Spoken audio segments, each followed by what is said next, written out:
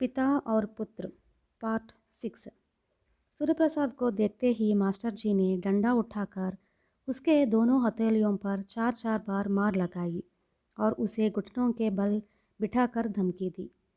तुम्हारे पिताजी कैसे सज्जन पुरुष है। तुम जैसे बदनसीब का उनके घर जन्म होना आश्चर्य की बात लगती है। तुम्हारे खेल व नटखटपन बढ़ते जा रहे हैं। अब मैं चुप नहीं रहूँगा। फर्श पर कांटे बिछाकर तुम्हें छत से उल्टा लटका दूंगा। सूर्यप्रसाद की आंखों से आंसू झरने लगे। उसको लगा इस प्रकार अपमान सहने की अपेक्षा मर जाना ही उत्तम है। मास्टर जी, उनका पढ़ाने का तरीका, वहाँ के बच्चों का बर्ताव वगैरह सब देखकर सूर्यप्रसाद को आश्चर्य तथा क्रोध भी आया।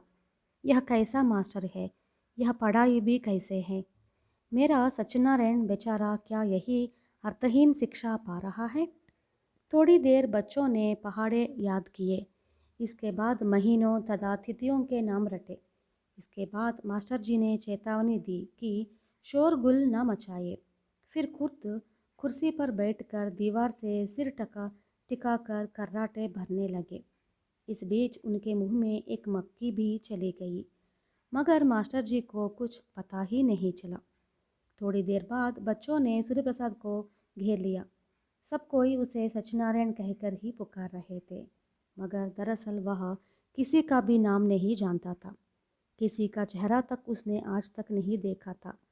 मगर बच्चे बेचारे यह बात क्या जाने। उन्होंने सोचा कि यह सत्यनारायण घमंडी बन गया है और हमसे बात नहीं कर रहा है। फिर उन्होंने सूर्यप्रसाद को चिढ़ाना व छेड़ना शुरू किया। किसी ने उसका कान ऐंठा तो किसी ने उसकी जांघ पर चुयांटी काटी।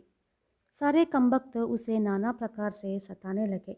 उसे बड़ा ही क्रोध आया, मगर वह कर ही क्या सकता था। बेचारा दुखी होकर मन महसूस कर रहा था।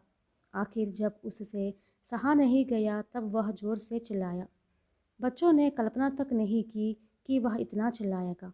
उन्हें मालूम था कि चिल्लाहट सुनकर मास्टर जी जाग जाएंगे, इसलिए हर कोई चुपके से अपनी अपनी जगह पर जा बैठा। मास्टर जी जाग पड़े। जागते ही लाठी लेकर वे सूर्यप्रसाद को बेरहमी से पीटने लगे। उसे लगा कि अब वह पागल होता जा रहा है। आखिर गुस्से में आकर वह गाली देने लगा। अरे कमबख्त, बाढ़ में जाए तेरी पढ़ाई, और तू भी। इसी पढ़ाई के लिए मैंने इतना धन तुम्हें दिया है। देखो अब मैं तेरे कैसे बुरा हाल कर देता हूँ। हर बात पर तू बच्चों को पीटता है, तेरे हाथ टूट जाए। मास्टर जी को हैरानी में चुपचाप गालियाँ सुनते देख बच्चे खिलखिलाकर हंसने लगे। मास्टर जी पल भर के लिए चकित रह गए, मगर न जाने उन्होंने क्या सोचा। उन्होंने सूर्यप्रसाद को दीवार से सटकर घुटनों के बल बैठ जाने को कहा और फिर पल पल सूर्यप्रसाद का पराभव बढ़ता गया। अब मास्टर ने उसकी परीक्षा लेना शुरू किया, मगर उनके पूछे कुछ सवालों के जवाब सूर्यप्रसाद ने बड़ी आसानी से दे दिए। कुछ सवालों के जवाब वह न दे सका, क्योंकि वे जवाब किताब पढ़ने पर ही दिए जा सकते थे। ऐसी हालत में सूर्यप्रसाद उनके जवाब दे भी तो कैसे।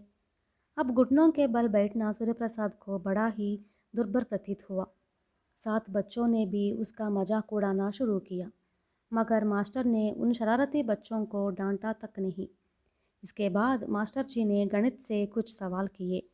मास्टर का पूर्ण सवाल पूछने से पहले ही सूर्यप्रसाद उनके जवाब देने लगा। मास्टर जी को इस पर बड़ा ही अचरज हुआ। वैसे सत्यनारायण गणित में बहुत ही कच्चा था, मगर आज उसे तत्काल मौखिक उत्तर देते देख मास्टर जी विस्मय में आ गए। अरे बदमाश, गणित में कुशल होकर भी आज तक तुम गणित में कच्चे होने का स्वांग रचते रहे। इतना कहकर मास्टर जी ने पुनः उसकी पीठ पर लाठी बरसाना शुरू किया। सूर्यप्रसाद अब दोपहर होने का इंतज़ार करने लगा ताकि जल्दी घर भाग जाए। आखिर दोपहर हुई, मास्टर ने छुट्टी दे दी। साधारणतया बच्चे मास्टर जी की मार खाकर उसे भूल भी जाते थे, मगर इतनी उम्र वाला सूर्यप्रसाद उसे कैसे भूल सकता। सब बच्चे घर की ओर दौड़ने लगे। सूर्यप्रसाद को छोड़ बाकी सब उत्साह में थे।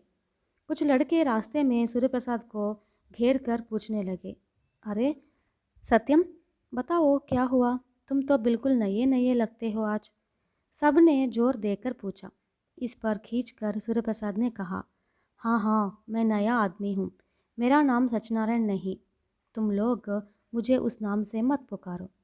घर पहुंचकर मुझे क्या करना होगा, घर में सत्यनारायण क्या करता होगा, शायद अब तक उसका रहस्य खुल गया होगा। इस विचार के आते ही सूर्यप्रसाद के मन में पुनः आशा अंकुरित हुई।